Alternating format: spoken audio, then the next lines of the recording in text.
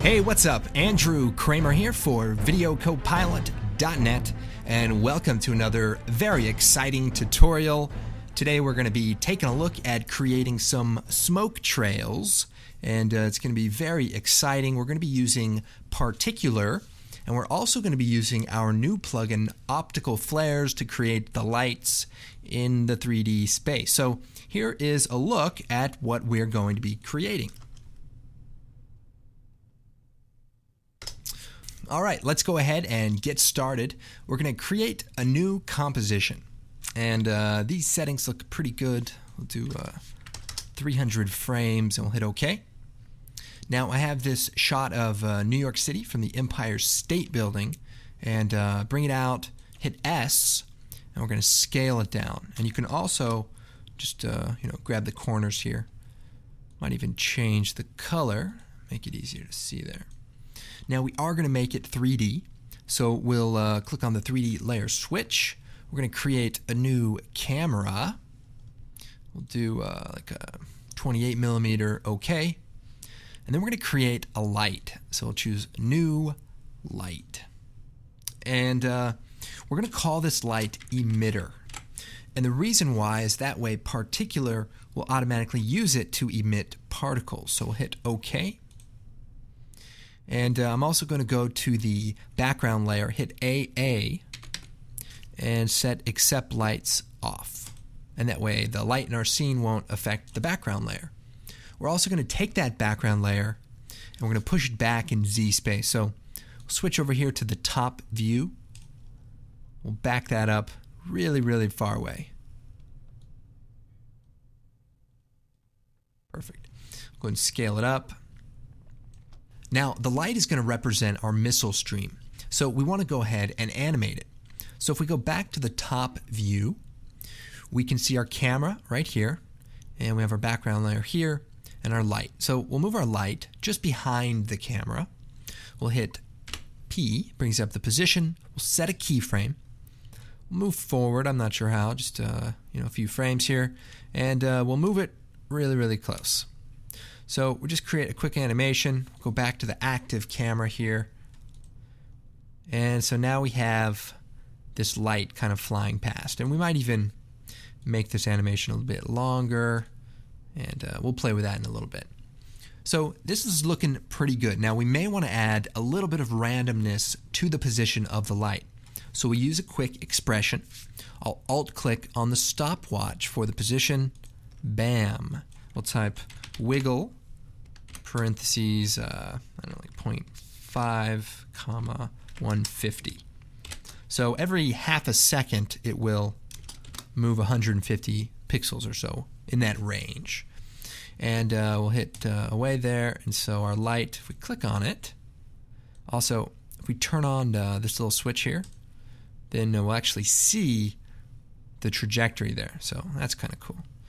Looks like one of those guided missiles, except the guidance chip has been removed in order to save San Francisco, a la The Rock and Nicolas Cage. I think you guys remember that.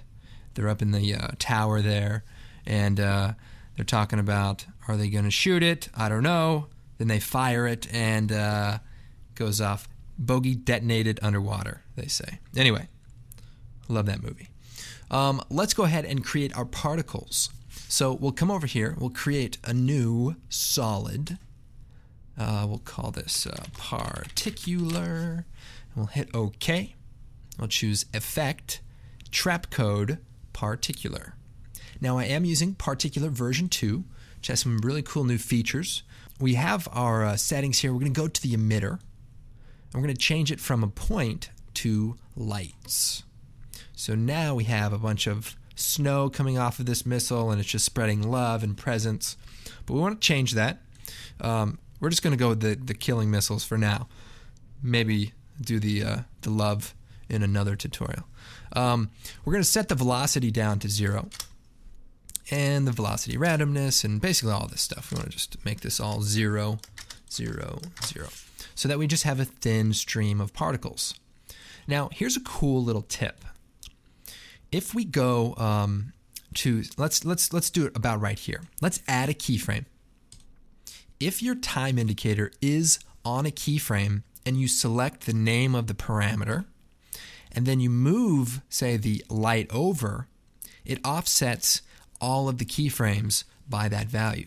So if you're looking at your animation, you want to move it over or something like that, just create a temporary keyframe at that point in time, select the name, make your adjustment, and then just delete that keyframe, and your animation will work just the same. So looking good, let's make it look a little bit more like smoke. So I have this smoke cloud picture, which is actually just a picture of a cloud. Used Photoshop and kind of keyed out the blue, so it has transparency built into it. It's kind of random. Now, we could use multiple pictures of different clouds to give it a lot more of a random look, but, you know, there's a free tutorial. I don't think we're going to be getting that advanced. No, just kidding. I have no idea what I'm talking about. Okay, we'll bring that smoke cloud out. Very good. Look at that. It's like a little smoky day. What we want to do is use it as a custom particle. So we'll shut it off. We don't need to see it. Particular is going to load it. And we'll go to the effects here. Scroll down to the particle. Now we're going to be doing a lot of refinements, but we'll just kind of go as we go here. We're going to change the particle type from a sphere to a sprite. Now, really quick, the difference between a sprite and a textured polygon is simply a sprite always faces the camera. And that's good because then if you're flying around particles, I won't see the edges of the smoke, or it won't become flat. But if you do want that, you can use the textured polygon, and the camera can actually rotate around it three-dimensionally. I'll show you that a little bit later if we have time. You know, if we don't run out of money on the budget for this tutorial. We'll go to Sprite, and we're going to go down here to Texture. We're going to change the layer to our smoke cloud PNG, and look, it's there, very small. We'll turn it up here, and we'll move this over a bit. Now, it's looking a little bit too perfect. I mean, it's interesting, though. I mean, this is definitely interesting. It's like there's no atmosphere, and the smoke is, I guess that wouldn't really work. I'll email NASA, find out. But we want to add a few different variations to this because it is, in fact, pretty perfect. In fact, we want it to travel even longer. Let's go back to the top view here. And that's another cool feature with Particular 2 is you can actually see the particles in the custom or the orthographic views, like the side view and the top view. So that's kind of helpful. I'm going to go ahead, move our light even further. We want to really put some time on this. And then we'll move our background also back like that. And then we'll go back to the active camera. I'm sure there's a shortcut to bring that up, but I don't know what it is. We're going to go ahead and scale this back up. And we're going to come down here. I want to turn up the velocity from motion in the emitter setting. So we'll just turn that up just a little bit. And that way the particles will move forward as they're emitted. But we also want to play with the rotation. So in Particular 2, there's some really nice rotation control for the particles. So we'll go down to the Particle tab, go down to Rotation, and we want to turn up the random rotation. So as we turn that up, the smoke trail starts getting a lot puffier, but we want to be careful that we don't rotate it too much. So just a little bit so that it looks like there is a bit of randomness. But we're also going to play around with the random size. So size random, we'll go ahead and turn that up a little bit. Maybe bring the size of the entire stream down. So it's starting to look pretty good. I think our velocity from motion is a little high. So we'll just turn that down a little bit. Now there's another cool setting. And if we come down here, it's called Physics Air Resistance. So if we turn that up a little bit, what's going to happen is the effects are going to be slowed. So right here you can see that the particles emit and everything is static. Now, if we turn this down a little bit to maybe about 2, what you can see is that the particles slowly stop. So they begin to move and then they stop. Now, air resistance is a very cool thing, and it's even better now that you can air resistance the rotation. So if we turn that on, we'll come back up here to the rotation and turn the rotation speed up. So if we turn this up, not too much, but maybe about 0.2. What we should be able to see is that when they're born, you see it's rotating here, and then they stop rotating. Now, we want to go ahead and rotate the entire effect. So here we have the rotate on the z-axis, and this will just allow us to offset it. We want that lighter color to be facing up and the darker color to be facing down, and that way it just matches the scene a little bit better. And if anyone knows anything about marine biology, there's a thing called counter shading. Now, this is good. It's a little bit static, so we want to add even more kind of randomness. So we'll scroll down to the physics turbulent field, and we have a thing called effect position. Now, if we turn that up, the particles start to disperse. Now, that's a little bit extreme, but if we just turn it up a little bit, and if we turn the scale down, maybe to 5, now I also want to turn the evolution speed down to about 20 so that it doesn't just animate in a weird way. Now, I also want to go ahead and turn up the life of the particle. So we'll set that to maybe 15. We don't want them fading out too early. And we're also going to play around with the size over life. Now, this can be a little tricky, but you basically want to just draw like a quick trail. So here we can see now it's small, and then they get bigger and they kind of puff out. So that's really cool. Click on the smooth button here, and that way it'll be a nice smooth animation. So I think if I kept going, we would probably improve it a little bit, but knowing the way things happen in tutorials, it'll probably just get worse, and then I'll be like, well, never mind, and then do all this editing and trick, cuts and stuff. I don't know. All right, so this is looking pretty good. Now, here's a cool thing about using particular, is we can duplicate the light, hit P. Remember the trick we talked about earlier. If we create a keyframe, select the name position, and then move that light over, it moves all of the keyframes. So we can have some of these coming from down below here. We can even offset the timing so that one shoots out, and then the next one shoots out. And it'll just be like the movie Independence Day when they're firing the missiles, and then the one gets stuck, and so then he has to fly the plane into the alien ship. I mean, obviously. Okay, so this is looking good. We might do some color correction on our particular layer. We could do that by just adding some curves or something like that. Maybe turning the blue up here and the maybe bring the red down. That looks pretty good. And you could make a ton of these. Now, here is another cool shortcut, Control-Shift-H. And that hides the helpers in your scene so that you can actually see what's going on. So we turn those on, we turn them off. So kind of a good little tip. Now, I'm going to go ahead and add a color correction to everything really quick. So we'll create an adjustment layer. And we'll choose color correction, curves, and just a little contrast.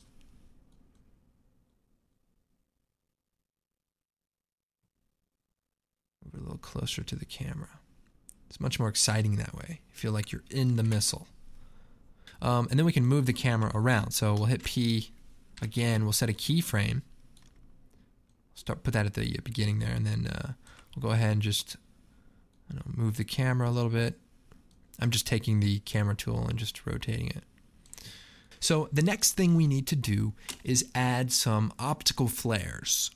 Now, you might notice I'm in a pretty good mood, and that's because we recently released a new plugin for After Effects called Optical Flares. Very cool, 3D lens flares, and in fact, here's a quick video of optical flares in action.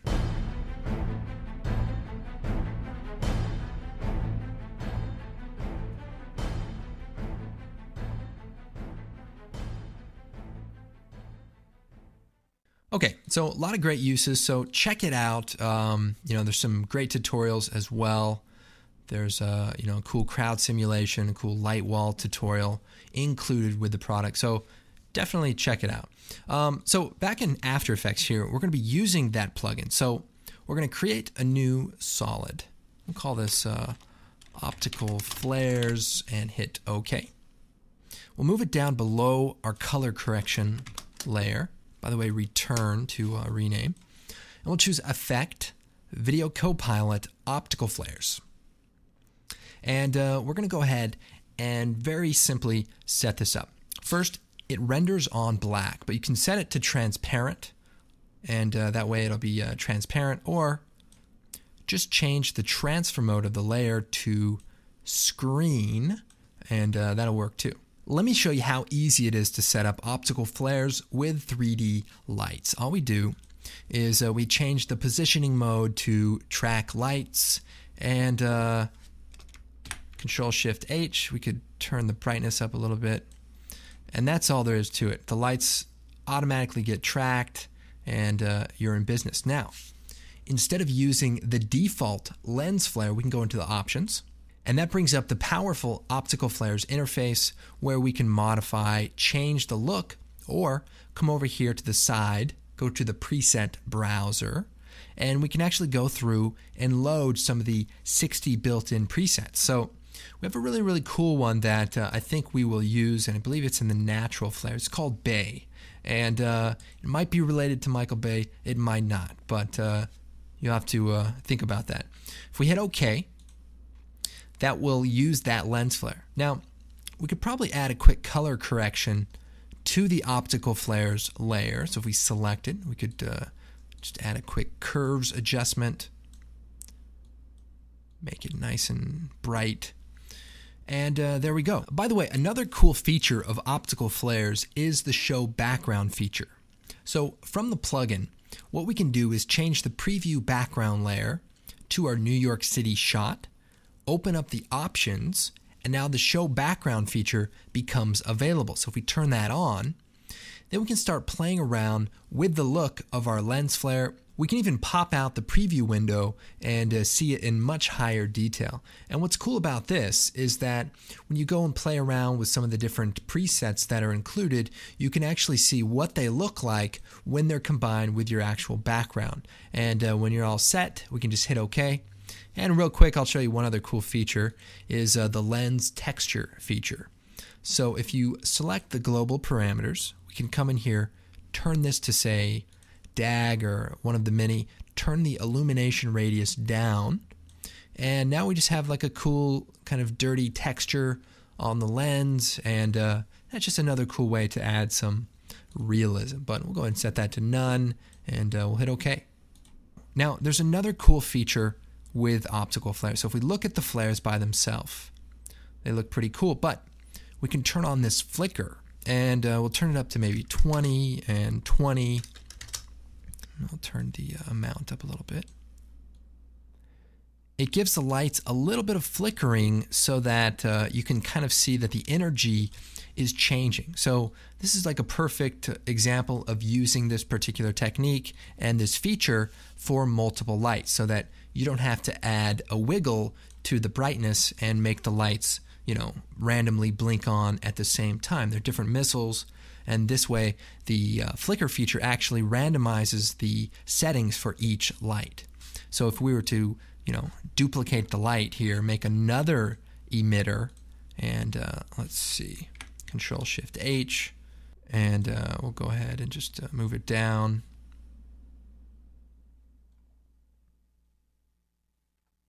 So here we have 3 missiles, and we have 3 flares now, and I didn't have to do anything other than duplicate it because optical flares actually tracks lights that are on, and you have a lot of control over how they're affected. And if we change the color of the light, if we hit AA, we could change the color. Maybe this is a different color missile. And particular actually has a cool feature also.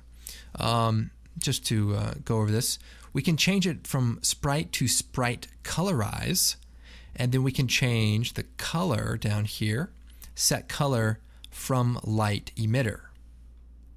So this isn't a great example, but if you're doing like some light streaks or something interesting, the lens flares and the color of the particles can all be controlled simply by changing the color of your light. So we'll go ahead, back that up, and go back. Bam.